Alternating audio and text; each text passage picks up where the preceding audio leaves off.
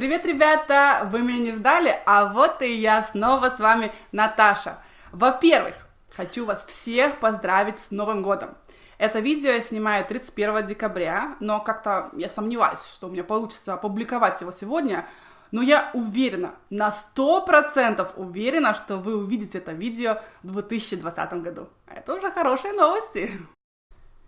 Сегодня я хочу вас развеселить, поднять вам немножко настроение, потому я решила рассказать вам несколько русских анекдотов. Не знаю, получится ли у меня, но я попытаюсь. Мне самой лично очень нравится русский юмор, надеюсь, что и вам он придется по душе. И, кстати, если вы хотите порадовать меня подарочком, то не стесняйтесь, ссылка на мой PayPal в описании. Ладно, не буду больше заговаривать вам зубы, давайте приступим к делу.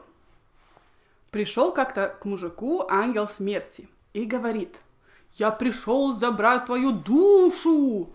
А тот разбудил свою жену и сказал: «Душа моя, за тобой пришли!» Помните, я когда-то делала видео о том, как русские обращаются ласково к своим любимым людям? Там медвежонок, солнышко, зайка. Так вот, душа — это еще одно ласковое обращение. Обычно так называют женщин, обращаются к ним: «душа моя». Идет мама с сыном. Сын провел день в детском саду и вот сейчас делится своими впечатлениями. «Мам, сегодня Вася у меня отобрал конфету. Ну а ты что?»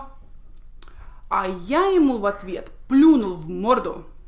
«Сынок, ты в кого у меня такой невоспитанный? Не в морду, а в лицо». Да, здесь хочется пояснить немножко, в чем заключается разница между мордой и лицом. Морда у животных, а лицо у людей. Потому нехорошо говорить, что у человека морда. Но плеваться тоже вообще-то не очень хорошо. Про милицию.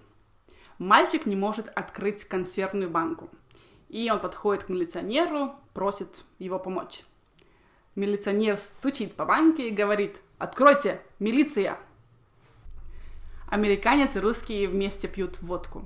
И вот американец достает последнюю бутылку с водкой и говорит: «Will you?» Русский ему отвечает: «Я тебе сейчас вылью».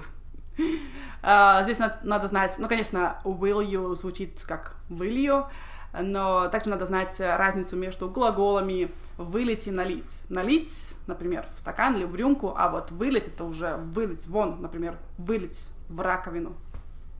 Что общего между поваром и врачом?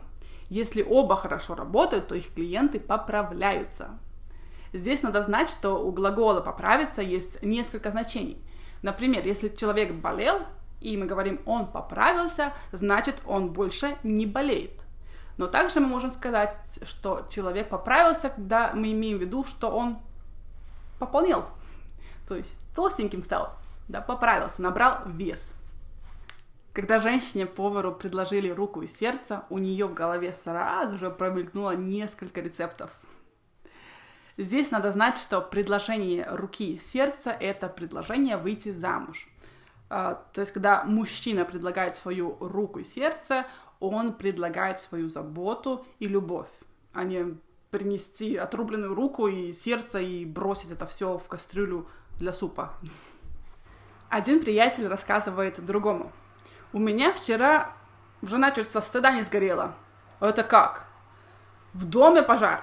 Пожарники ломятся в квартиру, а ей, видите ли, стыдно им дверь открывать, потому что она не накрашенная». Здесь опять же фраза «сгорать со стыда». Это испытывать сильное чувство стыда, да, тогда щеки такие красные, просто горят, да, сгорать со стыда. В школе учитель говорит ученикам: «Кто из вас окончательно считает себя тупицей? Встаньте!» После долгой паузы поднимается один ученик. «Так ты считаешь себя тупицей?» Ученик отвечает: «Ну, как бы не совсем, но как-то неловко, что вы один стоите». Учительница задала детям написать сочинение на тему «Если бы я был директором». Все дети пишут, а Вовочка нет. «Вова, почему ты не пишешь?» А я секретаршу жду. Этот анекдот я помню с детства. Слон раздавил пол муравейника. Другая половина забежала на слона, тот встряхнулся, и все муравьи попадали. Один муравей зацепился на горле слона и висит. Другие муравьи земли ему кричат: «Что ты ждешь? Души его! Души!» Ну вот и все на сегодня, ребята. Спасибо, что смотрели. Я надеюсь, что это видео вам понравилось, и вы даже немножко посмеялись. Еще раз хочу вас поздравить с Новым годом и пожелать всего самого лучшего. До скорых встреч. Пока!